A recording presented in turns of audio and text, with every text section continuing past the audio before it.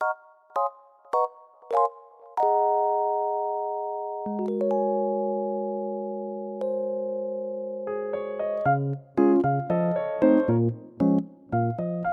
sini saya akan menjelaskan tentang sistem pengendalian internal. Sistem pengendalian internal merupakan kebijakan dan prosedur yang dirangkai untuk memberikan keyakinan pada manajemen. Lalu kumpulan dari kebijakan dan prosedur ini disebut dengan kontrol. Secara kolektif, kontrol ini menjadi internal kontrol. Manajemen dalam membuat sebuah kontrol internal akan merujuk pada 3 buah objektivitas, yaitu yang pertama ada reliabilitas dari pelaporan. Objektivitas ini berkaitan dengan pelaporan keuangan eksternal dan internal serta pelaporan non-keuangan. Yang kedua ada efisiensi dan efektivitas. Efisiensi dan efektivitas dari kegiatan operasi. Kontrol pada perusahaan mendorong untuk menggunakan sumber daya yang secara efektif dan efisien untuk mengoptimalkan tujuan perusahaan. Yang ketiga ada kepatuhan terhadap hukum dan regulasi. Pada Section 404 mengharuskan manajemen dari semua perusahaan publik untuk menerbitkan laporan mengenai efektivitas operasi dari kontrol internal atas laporan keuangan perusahaan publik, non-publik, dan non-profit diharuskan untuk mengikuti berbagai macam hukum dan regulasi. Baik, terima kasih atas kesempatannya. Saya Bagus Barrosi dengan NIM akhir 568. Di sini saya akan menjelaskan tanggung jawab manajemen dan auditor untuk kontrol internal. Dan tanggung jawab manajemen dengan auditor untuk kontrol internal itu sangat berbeda. Dan tanggung jawab manajemen adalah membangun dan memelihara kontrol internal entitas. Dan sedangkan tanggung jawab auditor adalah pemahaman dan pengujian kontrol internal atas laporan keuangan. Dan objektivitas dari pengujian ini adalah menentukan apakah kontrol yang dirancang bekerja sesuai dengan rancangan dan apakah orang yang menggunakan kontrol tersebut memiliki kualifikasi dan wewenang untuk menangani kontrol secara efektif. Dan pengujian yang telah dilakukan harus didokumentasikan, baik untuk dasar asersi manajemen pada akhir tahun fiskal mengenai efektivitas operasi kontrol. Dan meskipun hanya satu kelemahan kontrol yang disajikan, manajemen harus menyimpulkan bahwa pengendalian internal perusahaan atas pelaporan keuangan tidak efektif. Terima kasih. Baik, sebelumnya terima kasih atas kesempatannya. Saya Aprilia Sekar dengan NIM akhir 615 akan mempresentasikan tentang KOSO Component of Internal Control. Pengendalian internal KOSO, kerangka kerja terintegrasi pertama kali dikembangkan pada tahun 1992 dan telah menjadi kerangka kerja pada pengendalian internal yang paling banyak diterima di Amerika Serikat dan dunia. Sejak pengembangan awal kerangka, lingkungan bisnis dan operasi menjadi lebih global, kompleks, dan didorong oleh teknologi.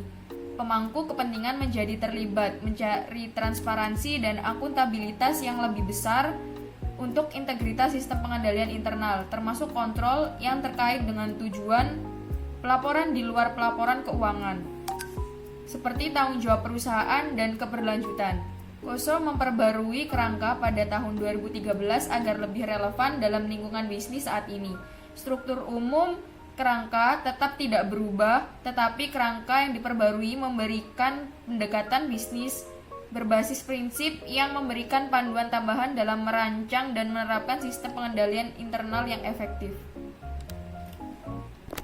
Terima kasih atas kesempatannya. Saya Firi Undiargo dengan NIM 2019-310633. Berikutnya adalah pembahasan mengenai komponen pengendalian internal KOSO. Kerangka kerja KOSO menjelaskan 5 komponen pengendali internal yang dirancang dan diterapkan oleh manajemen untuk memberikan jaminan yang wajar bahwa tujuan pengendaliannya akan terpenuhi. Setiap komponen mengandung banyak pengendalian, tetapi auditor berkonsentrasi pada pengendalian yang dirancang untuk mencegah dan mendeteksi salah saji materi dalam laporan keuangan. Komponen KOSO terdiri dari 5 komponen, yaitu lingkungan kontrol, penilaian resiko, kegiatan pengendalian, informasi dan komunikasi, dan yang terakhir pemantauan. Sekian dari saya, selanjutnya akan dijelaskan oleh rekan saya. Terima kasih atas kesempatannya. Selanjutnya saya akan menjelaskan tentang pengendalian internal khusus untuk teknologi informasi. Untuk mengatasi masalah terkait dengan teknologi informasi, organisasi menerapkan pengendalian khusus. Ada 2 kategori standar untuk pengendalian sistem TI, yaitu pengendalian umum dan pengendalian aplikasi. Pengendalian umum atau general control adalah sebuah kontrol yang berlaku untuk semua aspek fungsi TI.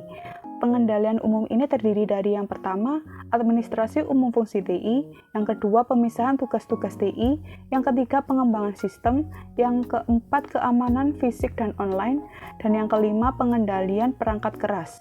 Bentuk pengendalian pada pengendalian umum ini adalah manajer TI melaporkan kepada manajemen dan dewan direksi dan bertanggung jawab untuk pemrograman, operasi, dan kontrol data yang dipisahkan.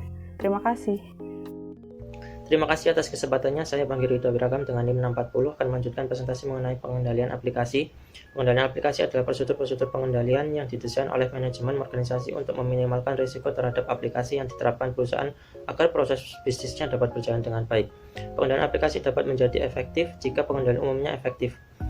Terdapat 5 macam pengendalian aplikasi. Yang pertama, pengendalian organisasi dan akses aplikasi.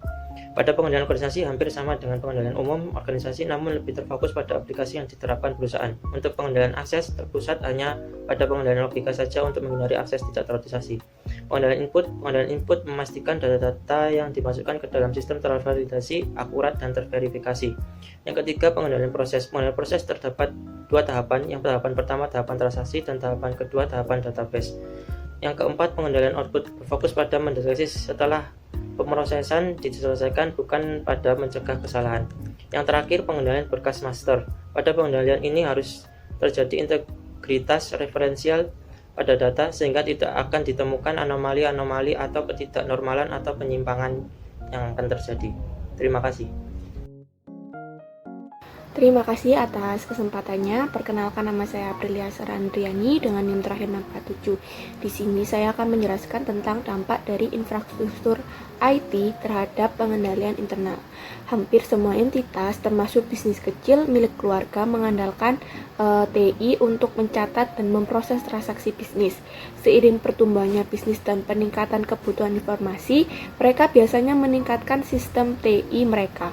Jenis pengendalian internal akan bervariasi berdasarkan jenis dan kompleksitas sistem TI, dan kami membahas secara singkat beberapa sistem di bawah ini. Penggunaan jaringan yang menghubungkan peralatan seperti desktop, komputer kelas menengah, mainframe, workstation, server, dan printer adalah umum untuk sebagian besar dari bisnis. Baik, terima kasih atas kesempatannya. Sebelumnya perkenalkan, nama saya Zulkifli After Islamwana. Di sini saya akan melanjutkan presentasi dari rekan saya, yaitu tentang dampak dari infrastruktur IT terhadap pengendalian internal. Langsung digunakan untuk mentransfer data dan program dari satu komputer atau workstation. Menggunakan perangkat lunak, sistem jaringan yang memungkinkan semua perangkat berfungsi bersama. Dalam jaringan, perangkat lunak, aplikasi, dan file data yang digunakan untuk memproses transaksi disertakan pada beberapa komputer yang saling terhubung. Nah, selanjutnya ada sistem manajemen basis data, memungkinkan klien untuk membuat basis data yang mencakup informasi yang dapat dibagikan di beberapa aplikasi. Klien menerapkan sistem manajemen basis data untuk mengurangi redundansi data, meningkatkan kontrol atas data, dan menyediakan informasi yang lebih baik untuk pengambilan keputusan dengan mengintegrasikan informasi di seluruh fungsi dan departemen. Selanjutnya dilanjutkan oleh rekan saya. Terima kasih.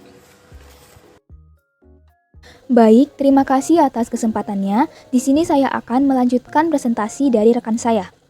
Firewall adalah sistem perangkat keras dan perangkat lunak yang memantau dan mengontrol aliran e-commerce komunikasi dengan menyalurkan semua koneksi jaringan melalui kontrol yang memverifikasi pengguna eksternal, memberikan akses kepada pengguna yang berwenang, menolak akses ke pengguna yang tidak berwenang, dan mengarahkan pengguna yang berwenang ke program atau data yang diminta.